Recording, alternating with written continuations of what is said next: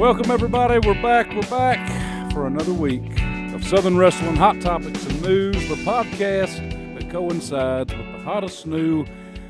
We're going to call it an experiment. It's an experiment. It's either going to take off and make a lot of money or crash horribly and be something that none of us want to ever remember when we're older. Either way, it's available now, Southern Wrestling Hot Topics and News magazine. I am the host of the hour, Cowboy Cliff Rogers, back for another week. Of course, Manu Soto hanging out on the phone because, you know, he's phoning in all the way from Maui. And, of course, ladies and gentlemen, back my New Year's Eve host this past year, Ruthless Devonte Adams. Can I introduce him? Can I please introduce this gentleman? Yes, you can. Go ahead. Can I please introduce? The champion is in the house. He's got the shiny gold. Look at him.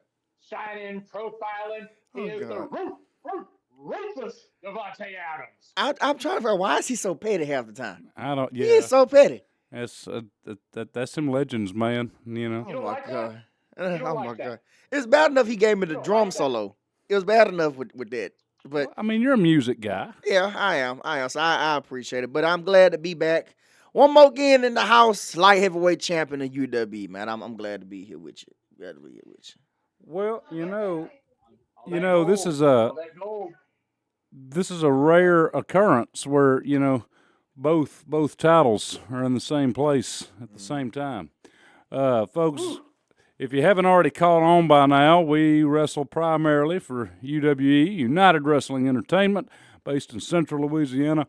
One of the spiritual founders of that happy little promotion would be this gentleman on the phone, Manu. Good friends with the owner and head trainer, Dapper Dan. So, yeah, like I say, if you haven't caught on by now, yeah, that's the home base. But, you know, we've been freelancing, been hitting the road, going all over the South, meeting people, having some memories being made out there. And then, of course, Manu, like you said on the phone before we started recording, he's got that who'd you say it was? You got that Brock Lesnar schedule? You just come in once a year? Yeah, I got the Brock Lesnar schedule, but I only come out once a year. But you know what? I hit the gym hard today, so I think I need to. Are you serious? Carbs, man. Dead serious. A little bit of Sunday night drink. That's how we do it back on the island. There you go, baby. So I'm curious. What did you do for Super Bowl weekend? That's what I'm very curious about. Who was playing? That answers your question right there. Lord, see. That's all you need to know. That's All I know is the New Orleans Saints were playing, the Houston Texans weren't playing, and the Dallas Cowboys weren't playing. So I wasn't going to watch the Taylor Swift, show. So I was actually really good with that. Man, oh man, the fans turned on her. Man, she made a heel turn. They were booing her at that thing. Man, unless she's going to go out and catch a pass, run a post pattern, I don't want to see her face on there. And I live up here. Well, part of the time I live up here towards, the Eagles, well, I should say the Pigeons country up here. So I got to hear this all the time now. Well, they won in dominating fashion. Star, don't you worry. Oh, the Pigeons did a squash. They won in dominating fashion. So yes, they did, because I was sick of seeing Pat Mahomes. I don't want to see another State Farm commercial. I didn't want to see the three-peat. I like the guys on the team. Those are good players on that Eagles team. Good players, excellent front office staff, comparable to the UWE brass, the top staff in there. You only got the top that are putting things together the right way. But it's the fans. It's the fans of the Pigeons that make it horrible. When you surpass the Raiders fans and you become the worst fans in the league, oh my, that's pretty bad. Not the Raiders. did y'all see the Vince McMahon meme? Because he was at the game, and they were trying to say it was, rigged like they always do. And there's just this awesome meme of Vince sitting in the stands, and he's looking at the paparazzi camera smiling. And it's like, it was me, Patrick. It was always me. Pat screwed Pat. Pat screwed Pat. That's what he's trying to say, man. Oh, no. Patty Mahomes just couldn't bring it home. That's it. You know, I tried to go back and watch some old clips of the original XFL back when that was tried, and you can't hardly find any. I mean, when that bombed, Vince was like, "Okay, we still have time to erase this from people's memories. Anyone that's watched it, they need to be found and talked to." Yeah, like you cannot find hardly any clips of that. It was a Men in Black situation or a Mandela effect. That's really what it was. Like, gosh. Oh yeah, But you know, and you they had needed to. Man, that was horrible. That's like flag football on on the weekend before with all the pros and everything, the Pro Bowl. That's like playing flag football. It doesn't belong. it was modified rules and with wrestling storylines. Yet I think the outcome of the game wasn't predetermined. But the biggest problem was the players just sucked. I mean, there was a reason they didn't go to the NFL. Right, right. And Like, now there's a Didn't go to the revamp of NFL. it. Didn't make the practice squad. Didn't even get inside the stadium because they weren't allowed. So where else are they going to go? XFL. And now they got a revamp of the Well, XFL that's out. I believe like The Rock bought it, Yeah. and then Yeah. he made it just classic football, but a spring league, which Right. is what it should have always been, just wrestling endorsed Right. spring football. And then there's the Right. other one was called USFL or They something like that. well, he merged with them, and then Yeah. it became like Yeah. the United Football League. And I think he was on Danny Davis's Facebook, and he saw United Wrestling and was like, "I'm gonna steal that." Mhm. And you know, I'm famous, so what are they gonna do? Sue me? No. We'll go with that. Yeah. We'll go with that. That's the story I like to believe, anyway. You know. You like that one? Okay. Yeah. That's what I like to go But with. that's my story. I'm sticking to it. Yes. Man, Ruthless, you work this weekend? No, I got a free weekend this weekend because March, all utter chaos is about to go down. Man, my March looks. I haven't seen a month ever look like how March is getting ready to look. Dude, man. me too. It's something It's- about March. Man, March, I'm guessing everybody wanted to kick back off and really start off strong. And I'm talking about from top to bottom, from the 1st to the 29th, is full. The March Madness tour. Yeah, is pretty getting- much. Getting ready to run Pretty off. much. Pretty much, man. Hey, I'm excited best about time it. to though. run. That's good. Best time to run. Best thing for wrestlers. Whether you're a year into it, you're 5 years into it, man, you want to see that schedule fill up, and it usually does, especially places like when after the winter hits, Mhm. and then you can open up and people can travel, and you know the workers can get there and they're not stuck somewhere. That's the best man. Spring starts to hit March, boom, you guys are gonna start flying everywhere. Yeah. Yeah. We learned the hard way that December is probably the worst time to run. Yeah, but we still had a good turnout regardless. We still, made history, and I had fun. I enjoyed it. We were kind of discouraged at the end of it all, but we made it through. Manu, you ever been to working a show and the doors open and there's just a tumbleweed rolling through the stands? Yes, Oh. indeed.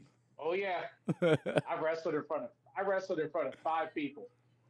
Yeah. They advertised this thing for almost a month.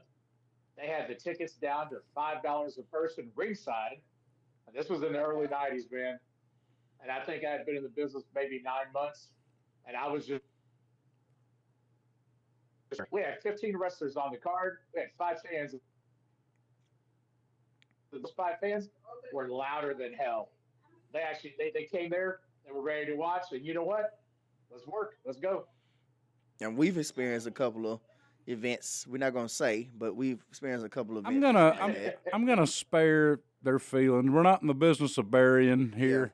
Yeah. But there was a promotion in Arkansas that's the smallest I've ever done. We run a bar, but normally you think, oh, you're wrestling a bar, that's a party. Let's go. No, this was a no longer active bar. It was just a rentable Oh, building nice. that had a bar in it, but they didn't have the liquor license anymore. Yeah. So it was just like for the aesthetic, I get, and like I think maybe 10 people showed up for that. About 10, 15. But they were live. Nice. They were They live though. were live, but like that was just it's one of those you wanted to make highlight clips of the match because I mean we were in there doing work, son. We were doing some crazy spots, Yeah. but like you don't want everybody to see all these empty chairs on your reel, so you're like, what do I do?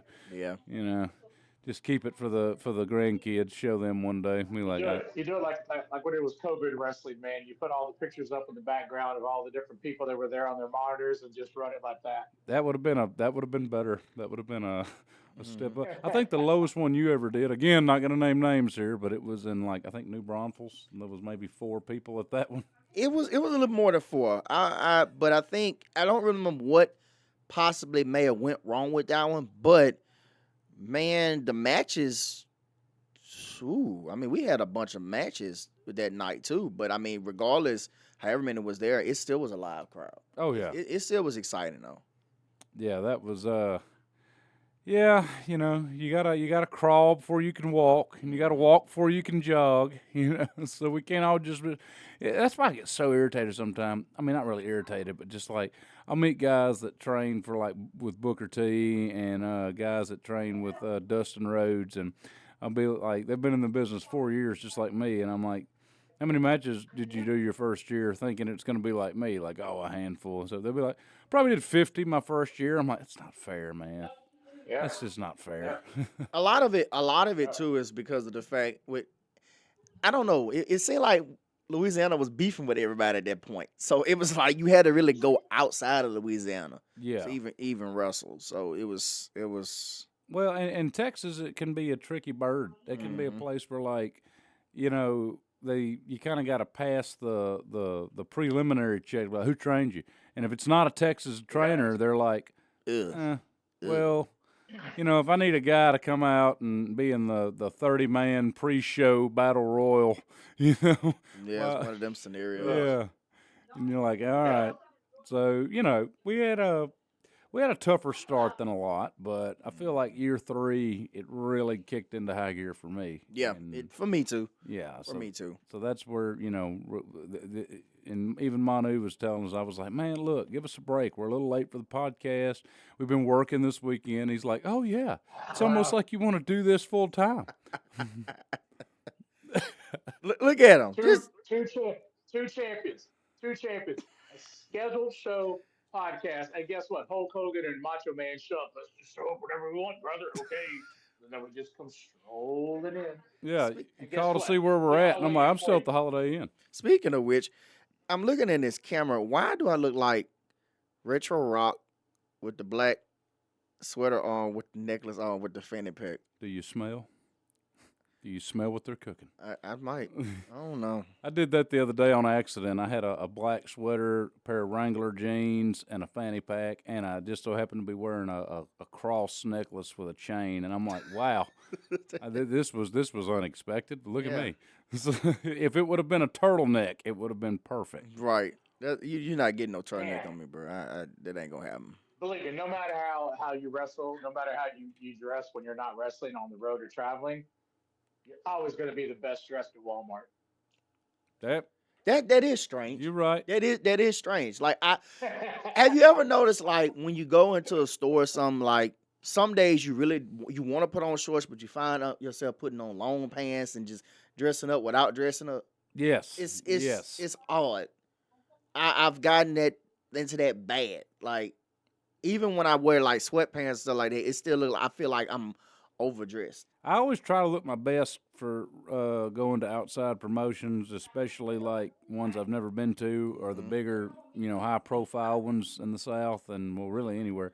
And so I like to wear, you know, nice clean pair of jeans, maybe slacks, good, nice press shirt, you know, a good jacket if it's cold. You know, just really try to show up like a professional, but that can get tiresome when, I don't know, it's 8 hours away, and I'm like, oh, I should have thought about this. Cause it's like days I want to ask Johnny Lyons, like, Johnny, like, how you wear a whole suit? Johnny Lyons wears a whole suit. A whole suit. Yes, with the penny loafers and the gold chains. It's He insane. drives a Camaro or a Charger, something like that. And I'm like, yeah, I mean, he looks like a star. He's been to Japan. I mean, he looks like the man. But I'm like, dude, this guy's got to be 10 minutes from the venue. There's no way he drove like that 5.5 hours. Man. But I commend him though. I can't. I think I maybe showing up to an event after a funeral dressed up, and I was miserable because it was hot. It was in the summertime, and I didn't like that at all. But Well, you know, you're dressing to show everybody else that you're the man. The fans aren't going to see it, right, you know. I mean, you're not doing it for the fans. I mean, in Mendenhall, Mississippi, for Battle Zone Championship Wrestling, I've kind of started doing like a flair thing, mainly because me and my little posse over there, the Desperados, we the commentator they have, their little podcast dude that was over there calling the action at the show. He just said it. It just came to mind. We won all the belts in one night, and he goes, "We could be looking at the Mississippi version of the Four Horsemen right now." And then that's when the light bulb went off, and I'm like, "All right, I'm wearing a suit. I'm wearing a suit every show." So I'll get to the show, and you know, I've gotten to where the promoters and all know me very well over there. The talent knows me, so it's like, okay, they can cut me a break. So I might show up in, you know, some nice comfy sweats and like a Texas sweatshirt, you know, maybe just woke up from my nap on the way there. But then when the show's getting ready to start, I got my suit bag, put that on, walk out there, do the opening promo, pop it off, put the ring gear on, go out there, do the match, you know. So I've kind of got yourself in a hole though, because now it's like you have to keep doing it. Like now every show you've got to open it with a suit. Like as long as I'm champion, I got to wear the suit. And then, you know, when your stuff's getting dry cleaned, or like, you know, you got a wedding or something, and you're like, oh, I'm gonna save this for the wedding, bring this to the show. Then you know, you almost want to go tell the promoter, like, how long am I supposed to have the strap again? Because like that's a lot of months of having to bring a suit out here. You know? But no, you know, it's fun. You know, it's definitely worth it. You know, like Manu said, if you want to go to the big league, start acting like it now. You know, or you don't just turn it on overnight. Just remember, just like you guys said, the first name that came out of your mouth when we started talking about well-dressed wrestlers showing up and everything, both of you guys, boom, Lions. So that made an impression. And that's what when you think of him and he shows up to a different show, different territory, you know how he's going to present himself. right. So Cowboy, Ruthless, dress the character, dress the part. You guys are already doing it.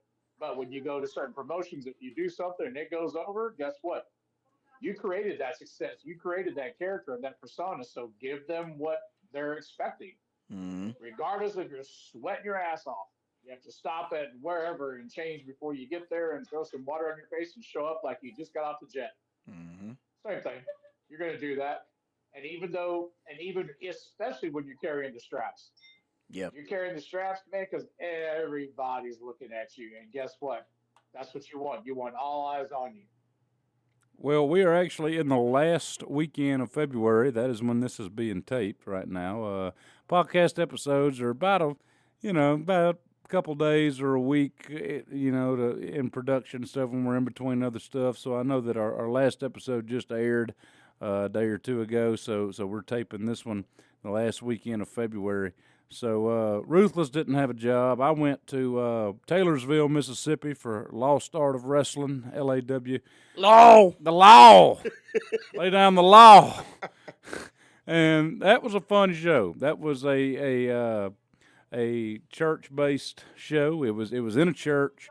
Had the pastor come out there and do a quick little Bible study, a really quick one, just kind of touch on a Bible verse and welcome everybody. And you know, people ask me all the time, how does that work? How does Christian wrestling work? And I think me and Manu talked about this last time. I'm like, it's simple. You know, we're giving them something cool to watch to make them want to come to church. You know, kind of breaking that stigma of, you know, this is your grandma's Bible service. No, it's a wrestling show. You know, wrestlers can love God too, man. Yeah. So, yeah, definitely.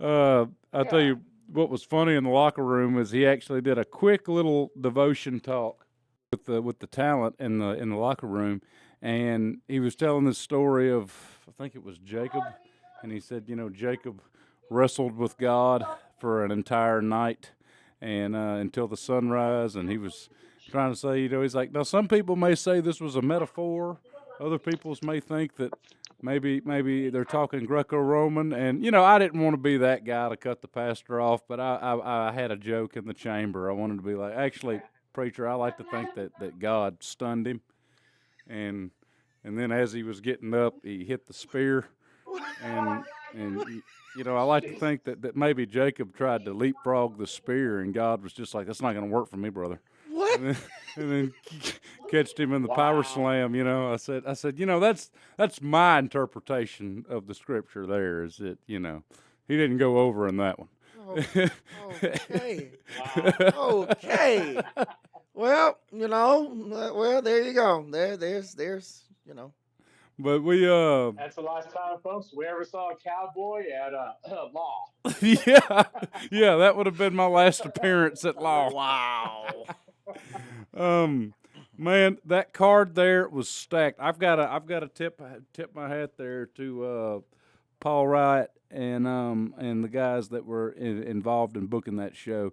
Stacked card, and WWE Friday Night SmackDown was live, not a house show, an actual live taping was going on just 2 hours away at the New Orleans Superdome, and we still drew 200 people. So That's good. When you can draw Nice. triple digits and you're competing with the industry leader, that's saying something, And like I say, the talent on that card was stacked. A guy, Manu, you may or may not have heard of. He's been around a long time. Steve Anthony, former NWA Junior Heavyweight Champion.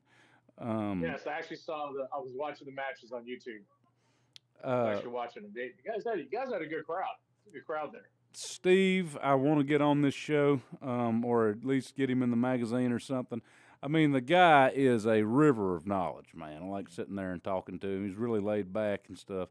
And, I mean, what blows my mind is he is in his mid-40s, and there's a lot of guys that still wrestle in their 40s and all, but he is doing, like, flying hurricane ranas and, like, double jump moonsaults and springboard moonsaults and stuff at, like, 45, 47, something like that. And I'm like, whoa. I said, all right, if I can be in half that shape now, and then lead it on into I was like, and he's so humble about it. He'll be back there getting his stuff on. He's like, yeah, I'm, getting a little old, but I don't think so. And I'm like, dude, you're doing stuff that I know guys that are 25 that can't do that. You're only as old as you feel. That's how the old saying goes. You're only as old as you feel. So Angel Camacho was there, the guy you've been wanting to do a match with, 400-something pound giant of a man. Think Yokozuna, but like Puerto Rican. And there you go. That's Camacho. And then I saw old Suge White, your opponent for next weekend. Yeah, I did some scouting. Did a little scouting. I will be defending the UWE Heavyweight Championship March 1st, 5th Ward, Louisiana, Marksville, Louisiana, same thing. 5th Ward Community Center against the head honcho, Suge White out of New Orleans. And I think Angel ended up getting the win on him. But man, Suge, he brought it to that 400-something pound monster, which, I know people be thinking, what, are you nervous now? No, I'm a little bit more excited. Now I know this guy knows how to dig deep, and I do too. So let's just see who's got the bigger shovel, right? I'm promising you right now, all you folks watching, if you're watching this and you're coming to the UWE show on March 1st, that will be a match you will not forget. That match there will be like Stan Hansen and Terry Funk in Japan dirty. Like, that is going to be a hard-hitting slugger of a match. That's a bold claim, and I can back it up. So, and I know Suge can too. Well, wait a minute. Isn't there going to be another big match that night? Is your smoke alarm going off? Oh, shit, immigration. What the hell? What the hell? Oh, Hold on. what do you want? Oh my God. No, I'm American. Okay, sorry. We're going there. Here we go. And ladies and gentlemen, this my is beautiful Dominican wife. My beautiful Dominican wife is cooking. oh, and she does know that's not a timer. It's not a real Dominican meal unless the smoke alarm goes off. I was going to say, that's not a timer, right? Oh no. I think that's their timer. I don't know. I don't know if anything's burnt. I got dinner. Yeah, and you also have a big match coming up in June, sir. Yeah, let's talk about it. Oh, but he's trying to hint Yeah. at some other big match. What was he talking about? Yeah, what else are you alluding You. to for March Oh, 1st? me? Is it aren't you defending your belt? It's still in the dark. We don't know who I'm supposed to be facing yet. Oh, okay. It's still in the dark. So, like I say, I shocked the masses with the dark match I did with X Storm, so everybody's confused now. So it's like, well, If you haven't gotten on the Facebook page of UWE yet and looked up UWE Dark, which is a collection of dark matches that are taped in the training facility, look up Ruthless Devonte Adams versus X Storms, and that match has to be run back because I feel like we cheated the fans on that. yeah, we did. Like really did. that Yeah. needs to be done in a full. It was kind of like Drew McIntyre and Brock, and then Drew and Big Show. 2 great matches and no fans there for that WrestleMania. That's what that was. Like that was a banger with no fans. Mm-hmm. Is your Yeah. kitchen still standing, Manu? You still good? We're good. We're good. Just all you gotta do is tell immigration, no, Donald Trump. Yeah. Yes, McDonald's. he don't quit, do he? McNuggets. But yeah, right now we don't know who my opponent is going to be. I'm excited either way. I would love to see you fight X Storms in front of an actual crowd. I would too. I think X got his hands full with Austin Andrews this weekend. That might, yeah. Austin Andrews has been on the shelf for a while. He was actually the number 1 contender for this dude here. The medical bug, the appendicitis plague, got to him. Oh, Had to have the old appendix pulled out and poked on. So, me being the number 2 contender, I took his place, and me and X Storms had a classic of a match December 13th, this past December at Christmas Chaos. So, I wouldn't blame him if he's a little mad at me, but that comes with being champion. You got a target on your back. Both of us do. Yeah, So, yeah. But like I said, I'm out. That's just the cards. Who's number 1 for your belt? Who's number 1 contender in line for you? Is it Jack Strong? It might be Jack Strong. It might be Jack Strong. Black Superman Jack Strong. It might be Jack Strong, or it might be Punk Sinister. It's one of the other. But regardless, man, I welcome it. I welcome either one. Man, I see a 3-way match right there for the belt. If it come down to it, I'm a fan of it regardless. And hey, if the higher ups want to go with that, I'm cool with that. If they want to give me each one of them individually, I'm cool with that too. Well, you see, the thing about UWE Look, there he is go. Look, there he go. Yeah, hold on. Yeah, hey, you think we can put that match together? I mean, you got 2 guys that are going to go against Ruthless. Put a 3-way match. There we go. Yeah, no DQ. There you go. Okay, all right, calm back. See, They're going to get back to you. you got your hands in the pot, huh? They're going to get back to you. oh boy. Well, the thing about James Beard being in charge of booking at UWE is, he knows so many great top tier talent and ex WWE and NWA names and stuff that he brings in random opponents for the belts all the time. I mean, hence that's kind of where Suge White came from. Is they were looking for some new blood that was championship match worthy right off the bat. So, so I kind of like putting one in the chamber and spinning. You never know who you're going to be facing. And that keeps you on your game. Yeah, it does. It does. Man, so that's going to be epic. March 1st, Marksville, UWE High Voltage 12. It's our 12th high voltage show right there. Nice. Coming up, I know in March, at the end of March 29th in Alexandria, Louisiana, we've got Hucklemania 2. Number 2. Number 2. Manu, you need to fly. You need to come on in from. I need to get in. My last big match when I was there, oh my God, 19 years ago was in Alexandria. That was the last time I've been in Alexandria. I love that crowd. It was amazing. Woo! I need to get back there. Well, there's not much wrestling in Alexandria. I mean, there's the once a year WWE house show, and other than that, it's UWE. You know, I mean, we them boys. So, so they pack out. They remember who we are. They make signs. They cheer. So you know, there's a good fan base that we've built. And Huckleberry Brewing Company is a fantastic little bar that make their own beer.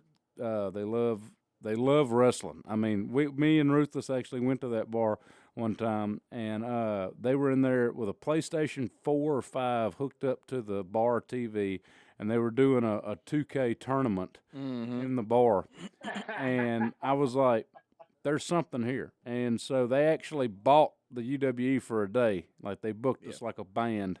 So it was a paid show. You know, of course, as soon as your match is over and you want a beer, you're not paying for it. I mean, they treat you like a rock star over there. So that is going to be huge. I know that you know, outside of Suge White and stuff, I have there is a guy that's poking and prodding, wanting a shot at this thing, and that is the former champion, Groovy King Eddie Love. Not so groovy. Well, he's not so groovy anymore. A little heel turn, you know. Yeah. And you know, he says he deserves his baby back, but you know, it's my baby now, so do what everybody has to do. Get in line, sir. So, I mean, you might see Cowboy Groovy King 3 at Hulkamania this year, because we have fought back when we were, you know, green as grass. We did some pretty good matches for two old green boys, you know. But I'd love to shut him up now that you know, we've matured a little bit in our careers. So you know, I think Manu needs to make an appearance at Hulkamania. I think so too. I think so too. That would be, yeah. I need to get back in there and get it. I mean, just being in the gym, just doing this and doing that is not enough. You was making phone calls. Make phone call. Make this one happen too. Yeah, make it happen. Nope. Oh. All right, you know what? Make him his match curtain jerker. Yeah. Do that. Let him go ahead and do that. Yeah. Oh no. No. Give him the guy from NWA. Yeah, the guy that's like 0-20.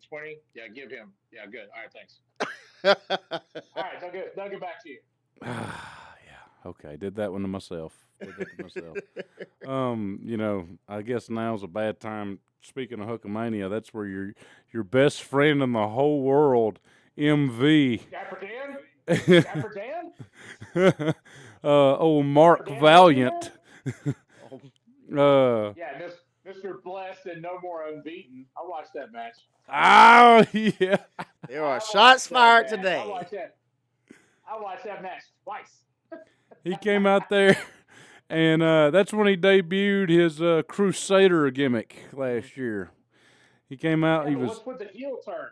He came out as a heel. Well, that was in December. This was like last March. Oh, man, I guess he was like, you know, maybe it's time to be bad for a while. I don't know. I mean, it's kind of. They second him and his geriatric self walked out of the curtain and, you know, put the walker over to the side and kind of made his way to the ring. They were booing him as soon as they saw him. I think the gladiator armor has like a built-in walker. You know, my goodness! You know, it's like RoboCop. Bionic man. Yeah, it's holding him together. Is why he wears it. Well, coming up later on in June, at the big fitness expo going on in Austin. You know more about that venue and stuff than we do. We've never been there. Texas Palmer Center, man, that is an excellent place. It is huge. Perfect place to have a venue with the CrossFit, the powerlifting, the bodybuilding, and the wrestling. Man, you talk about a showcase. That is the perfect place to have an Austin crowd. You guys have been in front of Austin crowds. You know how they are. Oh, yeah. Love their wrestling in Texas. Yeah. Well, you know, Cliff Rogers is from Austin, and so I'm expecting. Rogers or Cliff Roberts? Wow. Okay. He's on one today. He's on one today. He says that because my first time ever wrestling at Premier Wrestling Federation, their commentators came up to me before the show, and it was kind of like the scene from Spider-Man, Tobey Maguire, where he's like, "What's your name, kid?" And I tell him Cliff Rogers, and I guess because of my thick drawl or whatever, he either got it wrong or he was like the announcer in that movie and was like, "Oh, it sucks," because I go back and watch my match back and I hear now Clifton Roberts with a huge bulldog there, and I'm like, "It's not my name." I think everybody's name has been butchered at one point in time, hadn't it? Well, and I can't blame the guy if where he got Clifton from, because some of my wrestling buddies and stuff in the locker room, we call each other what we want to. We're just joshing around back there. So that's one of the things that some of the guys jokingly call me. Hey, Clifton, that's not my name. He must have thought that was really it. So as far as the Houston fans are concerned, I'm Clifton Roberts. Texas is a big state. Part of the Roberts family, Jake and Sam and all them. Yeah, if we go ahead and get the cheap pop, just do that. But I'm hoping at the Palmer Center I get like a Von Erich's welcome or something, even though I'm not one. I'm not claiming to be one. But I'm hoping I get that. Just because as soon as they say from Austin, Texas, I'm gonna have fingers crossed. Like, come on, give it to me, Austin. Where is it? It does a lot for the adrenaline. It'll give you a heads up. You'll have a good heads up just being from just announcing you from the place. So yeah. I kind of want to do like something crazy at that one, man. I want you gonna come out on a horse? I can't do that there. No, I can't do that. Thing's gonna crap all over the Palmer Center. I can't do that there. If I do that anywhere, it's got to be Hulkamania. It's already outside, Help. I can make phone calls, get you a horse. I got horses. Oh, you did? Okay, I forget about that. Yeah, but thank you though. I might. We got a black stallion for him. He needs a Stetson, George Strait Stetson hat. No stallions available. What about the ponies at the little farm show? What? No. It's hidden for Ruthless. No. This is for Cowboy. Yeah, full size horse. Yeah. Okay. All right. We'll get back to you. Give me one of those big ones from the Budweiser commercials. Working on it. Yeah. Oh my God. I want one that I need a small painter's ladder to get off of it. Oh goodness gracious! They said they had a couple of horses available, but they're in front of they're outside where the kids ride them. They said they're going to see if those horses are available. This guy. At the Palmer Center, they're going to have bodybuilding, powerlifting, strongman, and arm wrestling, all at this.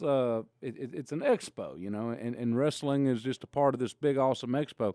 So can we get like a bunch of tubs of like whey protein in the ring and do like a protein power death match where you like spine buster somebody into a pile of protein bags and it just goes all over the place, somebody hits a quick line of that pre-workout and then they're able to do like a 450 standing. Wow. Oh what my a full goodness. Scarface match going on. Okay, Yeah, that's what I want. I want it to be just a cloud of protein dust in the ring, and or that, or I said maybe get a bodybuilder lumberjack match. That would be interesting. I could see that. That would be. I'm telling you, we used to have that same Houston Coliseum with Ivan Putski's WWA, all the pretty boys, bodybuilders. MV, the original Gladiator. He was one of the pretty boys that I guess he couldn't make it into bodybuilding, so he tried to get into professional wrestling, which he still is trying to. But anyway, and then the geriatric claw, kind of cramped up on him, so he had to give that up. But they used to do that. We used to have all the bodybuilders, like I said, they walked us out. They would do the outside, and you're gonna have everybody there. You got Cha-Cha Menchaca. I'm just kidding. He's on the road today. Shaka Menchaca. Yeah. She is a Shaka Menchaca. Yep. A female bodybuilder that was trained by the legendary Dustin Rhodes. Gold Dust. Woo. And Man. If I was trained by Dustin, he'd probably not appreciate it, but I'd be like, Coach, can you please come in the school with the Gold Dust suit on? Just one good time. I bet he probably has. Probably. Just one good time, man. Show me how to do that Why? the gold dust shimmy. You know, when he take the robe Why? off. Why? You want to see him unzip it and have the full lingerie on underneath? It was a bodysuit, sir. It was. Which, you know, the guy's cardio was probably through the ceiling because I couldn't imagine wrestling in skin tight latex the whole time. Like, no, sir. You know, he probably shed weight like that. I mean, you have to wring it out when you're done. Probably. Yeah. Also, you know, Hey, but that gimmick, man, that gimmick. The unbelievable that they didn't give him a better push than they did, but that gold dust gimmick. Oh my God! At that time, with Booker T, with Steve, everybody else, that character just went over. You couldn't recreate that. You could try to recreate that character now. It'll never get the same pop that it did originally. no. He was a hell of a technical wrestler, man. That's kind of how later on they try to remake it with Stardust, and Stardust just didn't get it like Goldust did. But, you know, that wasn't the nail in the coffin because Stardust eventually became the WWE Undisputed Champion, Cody Rhodes. So, you know, never give up, folks. Correct. You know, Correct. I guess one of these days. We have to finish the story. Hey, UWE, what do you want to talk about? You know, when you have to do all that, that's how it works out. So. Oh boy. You think you'll ever get rebranded somewhere? Who? I am ready for June. Who me? I've been rebranded somewhere, and I didn't like that. A matter of fact, you know, I think we talked about it on this show one time before. I had to be Mini Dom Omar. You ever seen Fast and Furious, Manu? I did not like that. A promoter made him be Mini Dom Omar. I didn't like that at all. Cause you got to think about it. Did you do the accent? No, I wouldn't. I wouldn't. You would? I wouldn't. You don't want to do the Puerto Rican accent? There was no. And the thing about it was, he's like, you look like Don Omar. No, I don't. No, I don't. And I was like, bro, no. So you got to think, I was so uncomfortable that day, having to go out there that gimmick and then using that theme song, the Don Omar, which I like the song, but it was like I didn't know what to do. And then I'm coming out there with my Ruthless gear on, and I'm like, how did I make this work?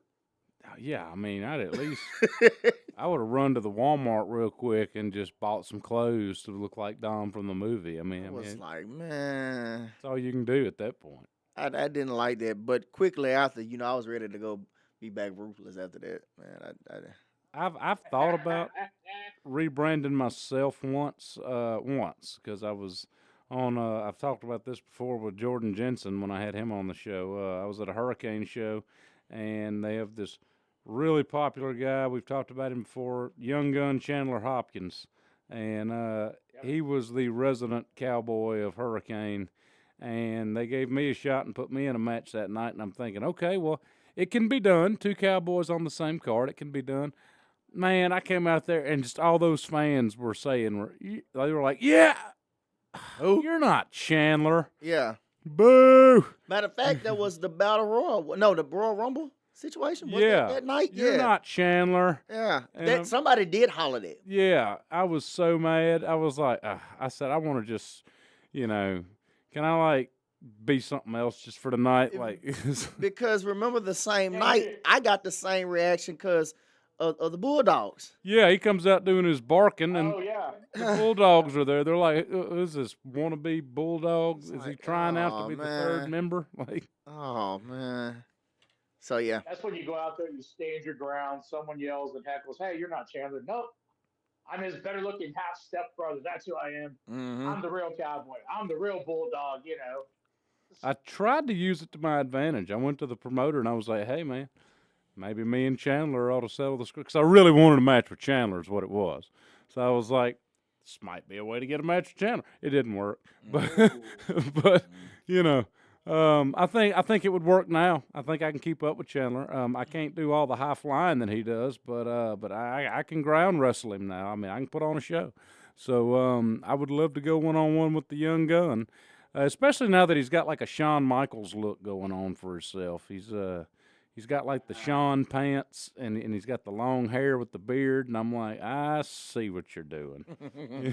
So, of course, Is he another pretty boy like Bam Bam? yes, I say that very heterosexually. Ah. Yes, he's. God, we on the roll today. On the roll. I was just saying, I'm just clearing the air now. Okay? Ladies and gentlemen, I need a distraction. Ladies and gentlemen, Mr. Conway 20. 30 seconds out and mark that so we can, retape it. Thank you. Oh, my goodness. We'll fix it in post. But speaking of the Texas situation, what about some things going on with WWE right now, man? Warrior Wrestling Alliance. Warrior Wrestling Alliance, man. We seen titles change. Was January 25th? Titles changed, new call outs, all kind of big things, and the new grand champion. First of all, a beautiful new belt.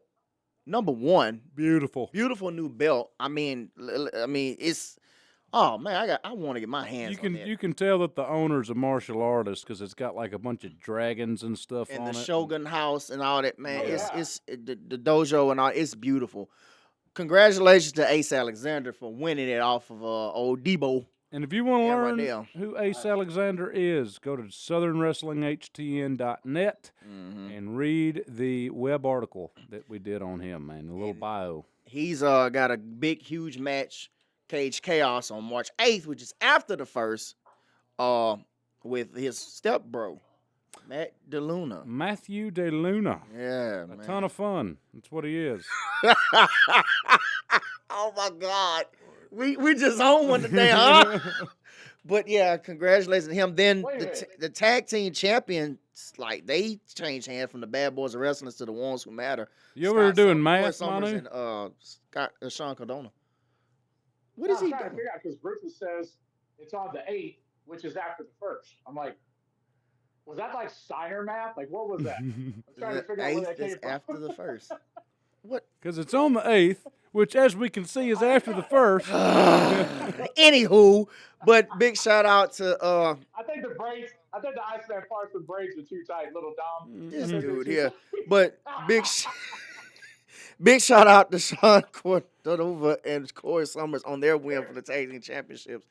And then of course I defended my Elite Warrior championship and went over with that, and then got attacked by T.D. Shepard. So I got to deal with T.D. Shepard right after Black that. Super Saiyan. Yeah, yeah. So there's that.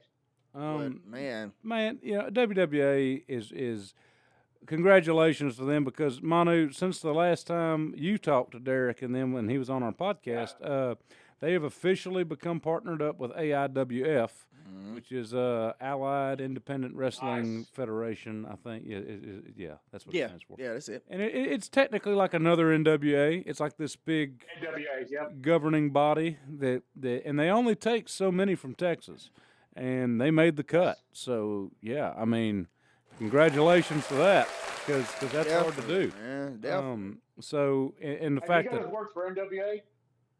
I've worked for NWA? Not yet. I want to. Man, I worked would for love an to. affiliate one time. I did a one-off match at Texas Style Wrestling (TSW), which is a place that James Beard helps run and stuff. And he brought me in. I did a little tag team with my mentor and trainer Dapper Dan, and we pretty good match. Very thankful for the opportunity. There just wasn't anything in the cards to book us long term, but they had just affiliated up with NWA, so technically I did technically, but that is a huge career goal of mine. If I could just get that contract with NWA, man, I'm a happy man. Yeah.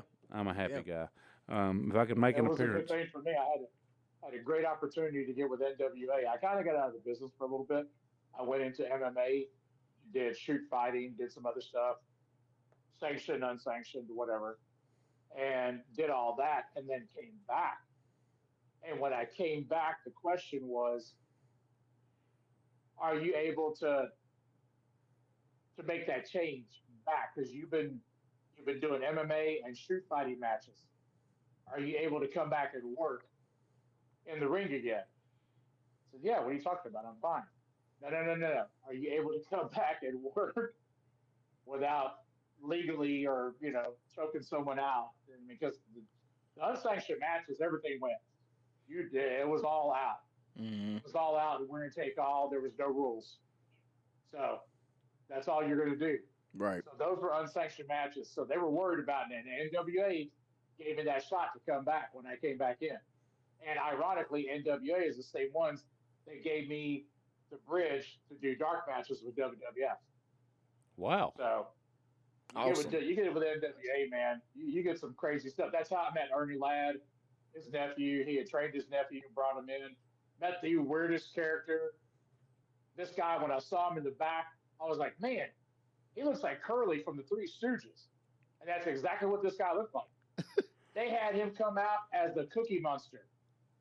The blue furry things around his boots, a big shirt that said "C is for Cookie," a big blue furry hat, and I had to wrestle this guy. I had to wrestle the Cookie Monster, and I was like, "What do I do with this guy?" Because all these kids were yelling and screaming for him and everything else, and I was like, "I gotta," and they were like, "All right, go out there and just hardcore match with him." I was like, "You want me to kill the Cookie Monster?" Pretty much. Got it. But yeah, NWA, man, it was up in North Dallas. NWA, it was a good draw. It was a good draw every Friday. But yeah, you guys get a chance, man. I don't know how NWA works now, but I know they're strong. I know Jazz and Red Dog have all the. Did they just they're affiliated with NWA now, aren't That's they? correct. That's with TSW. Yeah. Yeah. Same ball of Well, wax. they're in NWA now too. So yeah. Yeah.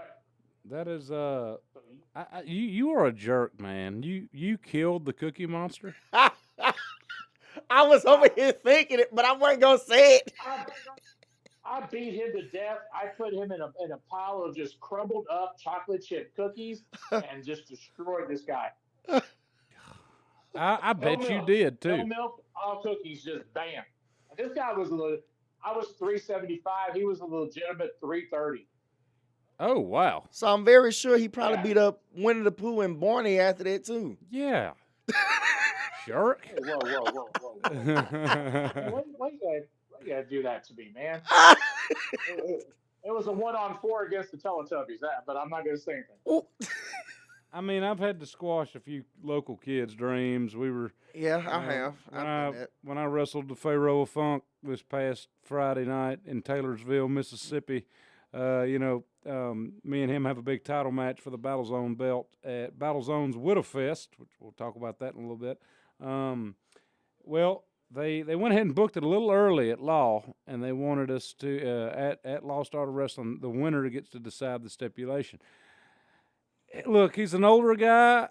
He got a little desperate. He beat me off of a cheap roll-up because I was distracted from someone else. They say I got what was coming to me. I think it was premeditated, but he got to pick the stipulation. We'll just leave it at that. I feel like that roll up was a practice from what he did with me. Yeah, he beat you the same way. I mean, which he did the same before. he needs to go buy a scratch-off because his luck is out of the roof, you know? I know, man. I saw that roll up, and I thought I saw a little head nod. I thought I saw the Pharaoh of Fun goes, "Hey, Ruthless." I thought he sent a little shout out to you when that happened. Probably did. He knowing him, he probably did. But Probably did. But I was pouring the punishment on some. We're talking big slams, big punches, Texas style. Get in there. Oh yeah. And there was a kid sitting and they were just like, "I don't like you.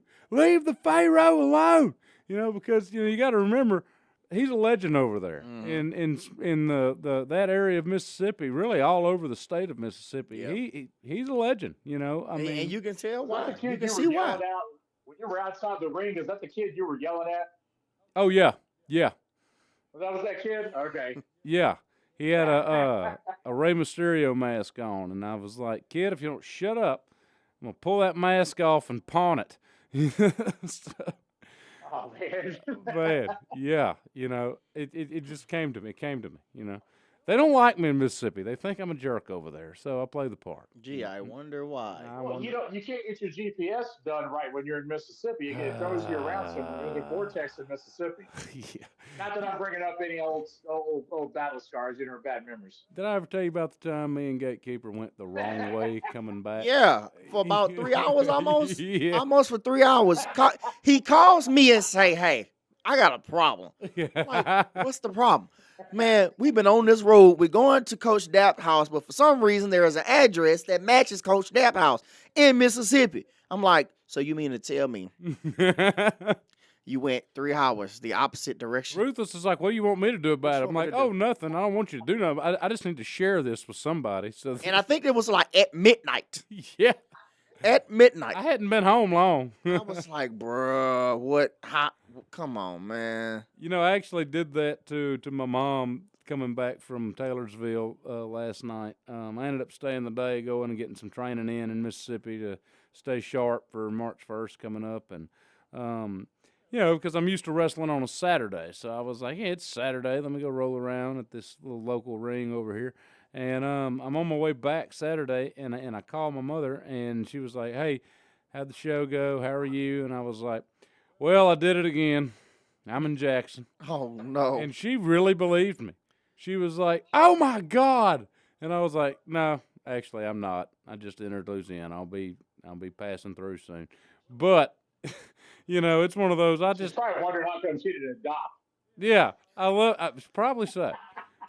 I tell you, wrestling moms are the real heroes out there because Yeah. they have to put up with our shenanigans on a. Ooh, what you got there? What is that, Manu? Homemade Dominican food. Ooh, Dominican. Homemade Dominican food. Little Dominican spices. That's fried eggplant. Huh. I thought it was spam. Hey, little Dom, you know how this is. You know, back in Puerto Rico, you know how the same spice. This is why we don't tell him nothing. Yeah. This is why we don't tell him nothing. God. Right there. Wait till the promo on June 6th. Wait till the promo on June 6th. The GPS story, the tight stories, you know, little Dom thing. Oh man, just.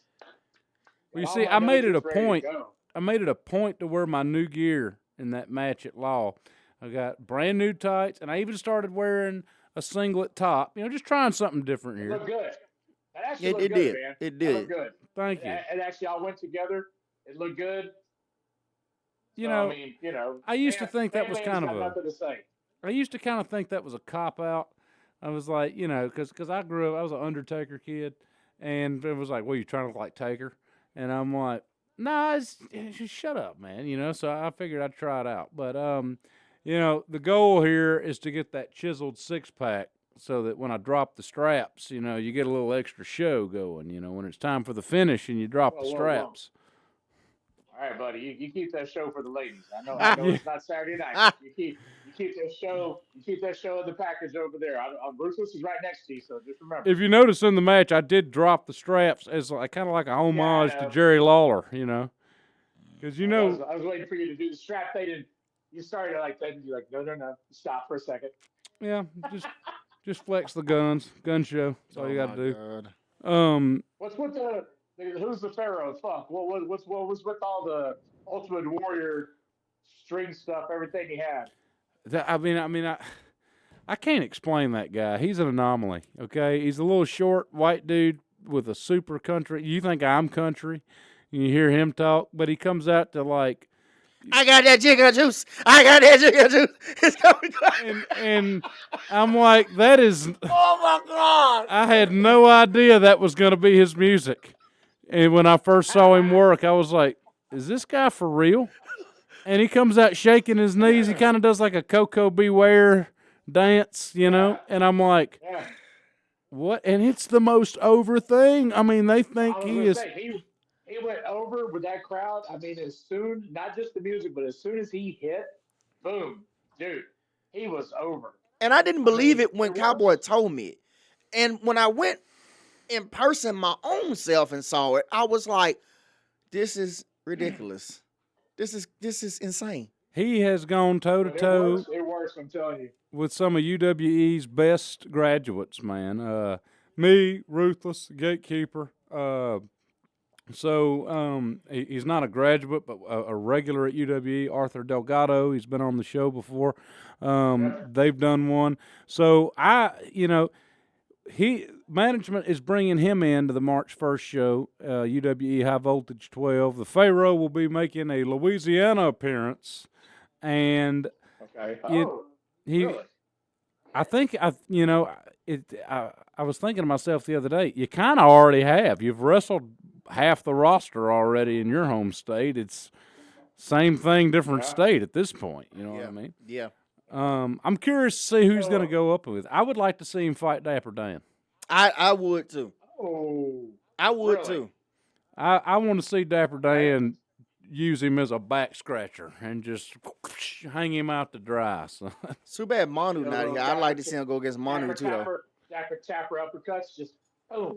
Well, you know what he does nowadays is one of y'all's old running buddies, California stud Rod Price is that is Dap's manager now. And the last time Dap did a match for UWE, Rod used those extra long arms, those NFL arms of his, and handed here you go, fine sir, right over the referee's head.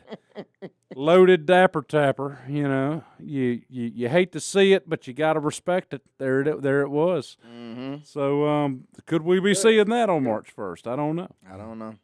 We're gonna see that in June. See Rod Price from the rugged Rod Price, California stud. One part of the Devastation Incorporated with one man gang Manu and rest in peace, General Skandar Akbar. There you go. Mm-hmm. Man. So let's talk a little bit about some other things going on around the South. I know that WWA has the Caged Chaos on March 8th. We talked about that a little earlier. Mm-hmm. Do you know who you're going to be stepping in the cage with? Oh yeah, T.D. Shepard. T.D. Shepard. That's right. Caused an attack afterwards. Like I say, it was pretty cowardly, but you know I don't hate the guy for it because when you in a desperate situation, you got to do what you got to do to make a name for yourself. Although again, like I warned Brady, hey man, we should have took care of this problem at Joint Forces like I wanted to, but I digress. But he knows that when he step in the cage with me, it's on and popping. You wanted that dog, you're gonna get that dog. You know. So TD, I'm just letting you know now. I'm not gonna even say it's personal at this point, but it's probably gonna be personal before it's all said and done. There you go. So, you saw what I did to your boy, your new partner, Jack Lovecraft. So understand, when you step in the ring with me, it'll be nothing different. He takes a selfie in a cowboy hat one time, and now you're trying to say he's my new partner. Shut your mouth. What are you talking about, gatekeeper? No. This crazy psycho at WWA named Jack Lovecraft. That's who. He's Lovecraft is actually Jack Lovecraft. Yeah. Jack Lovecraft. Yeah. Sounds like an adult film star named Jack Lovecraft. He does actually. Oh, here we go. Jack is actually a student of Lou Gotti. So, Lou Gotti's got a fine program. Or I don't think he went through the whole program, but I think he did some seminars and stuff over there. But Jack's pretty well rounded. So, he Psychotic as hell. Yeah, he's missing a few marbles up there, but Too few fries short of a Happy Meal. we know we're gonna see. I say Devonte's gonna, and this isn't even a prediction, as Paul Heyman likes to say, it's a spoiler alert. I think Devonte's gonna unleash that dog on him early and just stay on him the entire time. That's probably what's most likely gonna happen. Because with TD, man, TD has the strength. I've never been in the ring with people who have like almost the same strength as me, but TD is probably stronger. And I learned I learned that with his attack that he gave me, when he caught me off guard. So I was like, okay, this is the game we're playing. You better bring that same strength with you. That's really how I look at it. Bring that same strength with you. I'm going to be going one-on-one in a cage to end what has so far been a top-notch series. Don't necessarily like the guy because he cheated me the last time, but I got to respect his work. Joe Angelo Garcia, Juicy Joe. Oh. Me and him put on a banger in Lufkin, Texas last year. And then to wrap up last year, we went again, also in Lufkin, for WWA. And of course, he had to get me right in the family jewels to beat me. But, what are you going to do? That did Heel happen. stuff. And heel stuff, man. So we're 1-1. The winner of this series gets a shot at Ace Alexander's title. So I just might be adding a third strap when it's all over with. Who knows? I was going to say, what are you doing? You looking to add a third strap? You got 2 arms and a waist. You looking to put something on everything? I tell you like this, it is fun to carry 3. It is fun to carry 3. It's when you got to check another bag at the airport for your straps. Yeah, yeah. I've had to do that lately because I have 3. So it's listen to you two bragging. Listen to you two bragging. And you know what? That's good because you guys deserve it. You've been working hard. You deserve it. You need to have it out there. I never carried 3 straps. I can tell you because for years, me and Kahuna carried those tag team titles. Nobody ever beat us, and that's the only strap I was ever worried about because Mark Valiant couldn't beat us with Tarzan Taylor. We took down Dapper Dan and the legendary Desperado. No takeout from you. Ricky Gonzalez. Every tag team opponents we came up, we took the straps from them. So I carried that tag team gold for a long time, but I never carried 3 straps. sometimes I miss my tag team championship though. I'm not gonna lie. Sometimes I miss it. The only thing I don't like about tag team titles is unless it's like a good friend of yours and you're firing on all cylinders with each other and you know what's up, your success is dependent on another person sometime. So exactly, when you're Luna and I had that. We came in together. We trained together. When our families met, getting our outfits together. His mom, my mom, you would have thought they were sisters. Kahuna and his wife are actually my daughter's godparents. nice. We hung out, everything. We were like brothers. I mean, brothers in wrestling.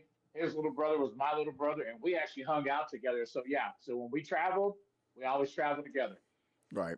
Well, that's actually, I know they didn't plan it this way, but Dapper Dan and the original Desperado, Ricky Gonzalez, Dap is Ricky's daughter's godfather, Raquel Rodriguez, which is why we had the opportunity years later to get to train with Miss Rodriguez. And this was pre-Judgment Day, WWE. And I remember she showed up in black leather with biker boots. And I'm like, what is she wearing? She was testing out the new gear on us. So anytime I see her on TV with the biker gear on, I'm like, she trained or destroyed. First. Trained or destroyed. I don't know about you. I wasn't destroyed. Doesn't somebody think that they have a receipt when they talk to Raquel again? I heard somebody got thrown around pretty good. Trained or destroyed. Look, she. I owe you one. I ain't forgot. What was the name she gave you? Small package. Is that what she called you that day? You asshole. Oh man. You know what? Little Dom got another name? Okay. You know what? You know what? You know what? Just don't worry about it. Because one of these days, if UWE can book Raquel, the first match she better be against the Pitbull. Oh my God. I'm calling you out eventually. Oh man. If you do see this. Yeah, if we can afford her, So, yeah. I'd be she'd probably do it for free, but I'd be careful, Ruthless. I don't know, man. I ain't afraid of man nor beast, but I'd have to second guess myself with Raquel. Yeah, there you go. Well, anyways, folks, March 8th, if you're going to be in Center, Texas, or that area, Wyndham Civic Center, big, beautiful building, high-end electronics, going to be a big production there, lights, smoke, lasers, a cage. Every match is in a cage. Joe Garcia, haven't forgot about last time. I will show you how a cowboy can get down inside of a steel cage. You're not going to like it. And then Ace Alexander, I'm rooting for you to win against Matthew DeLuna. He's a big 300-plus pounder, but I'm pulling for you because I want a match with Ace. So I hope Ace retains so that I can be the one to beat Ace. Okay. That's going to be going on in March. Get your wish. I just might. Mm-hmm. Let's Get see. your wish. after March 8th, our schedules are both full. I know after the 8th, we got Widow Fest, which at Battle Zone. That is their WrestleMania. That's their big show of the year. That is going to be a 2-day thing, March 14th and 15th. Battle Zone has been running consistently since 1998, so they've been around so long that they actually have a Hall of Fame. So the Hall of Fame is going to be Saturday before the matches start. And shout out to those getting inducted. They got a local girl there, the wife of Indy veteran and star Frankie Thomas, Little Brittany. Miss Brittany, congratulations. She's going in the Hall of Fame. That deserves some applause. There we go. Some other members I don't think of it, that I haven't been told of yet, but I'm sure I'll see it as they get announced.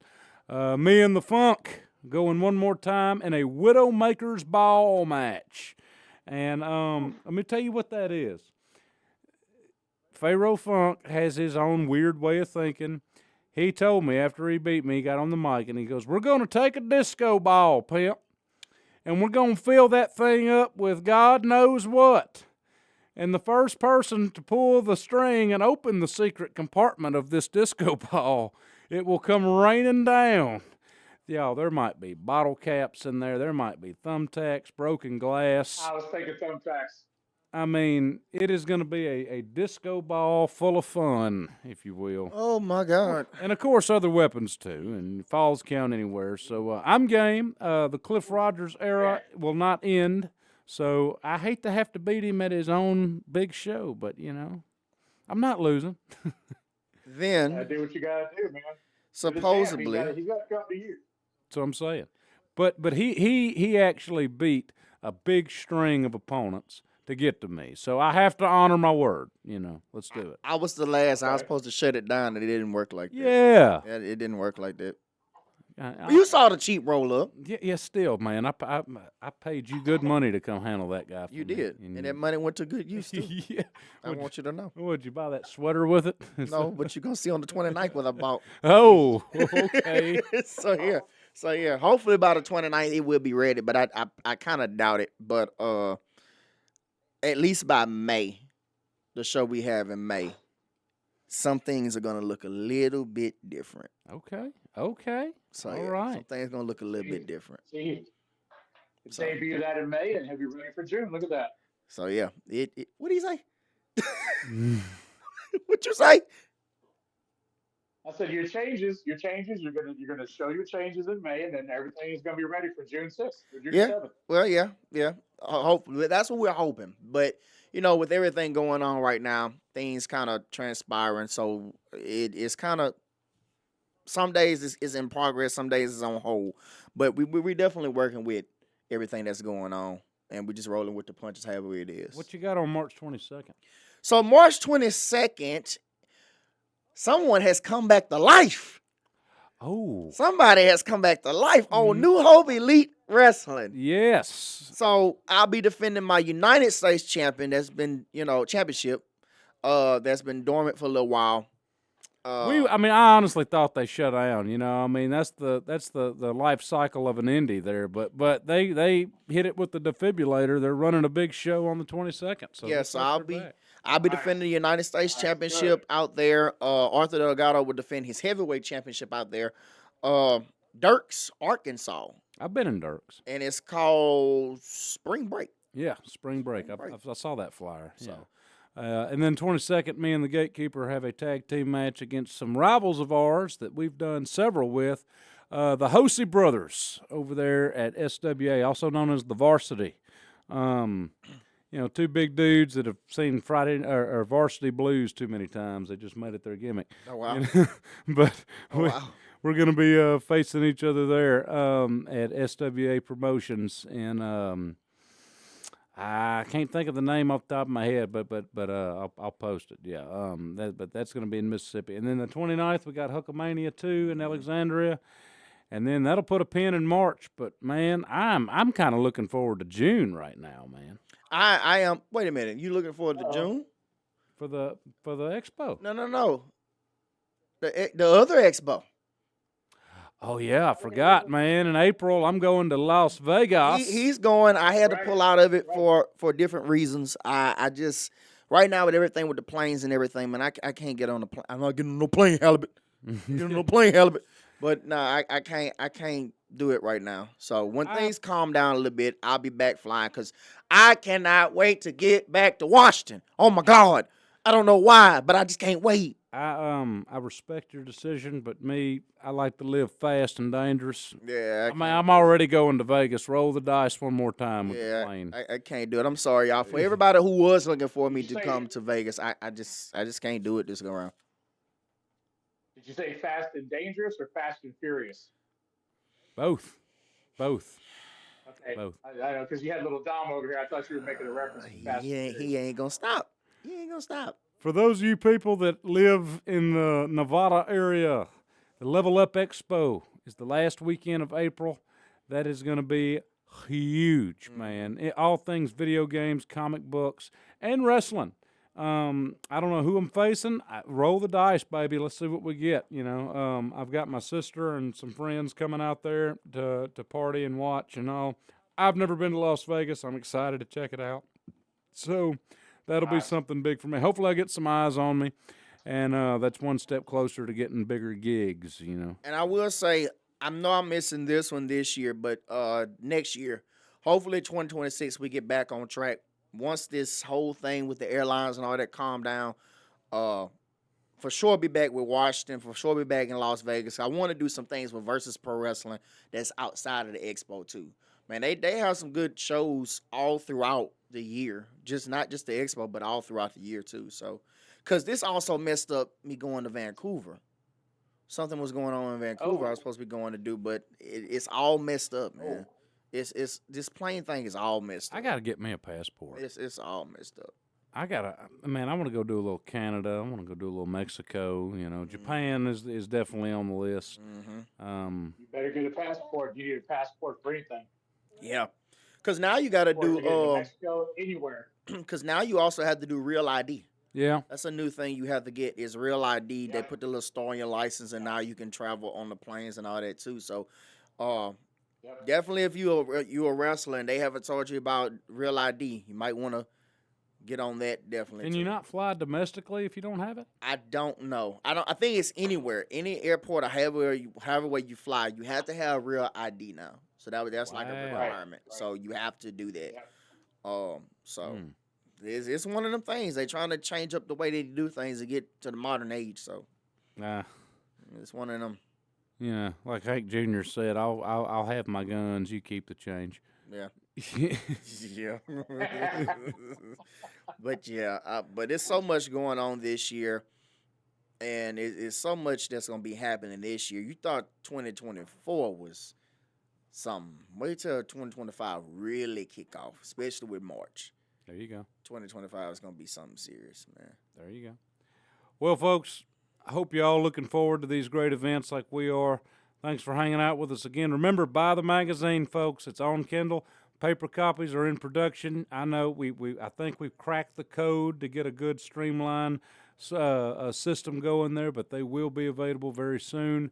SouthernWrestlingHTN.net. That is your one-stop shop for all of it. You can listen to the podcast, read about us, and, of course, there's a direct link straight to the Kindle store on our website to get your copy now. Check it out, and y'all have a good one.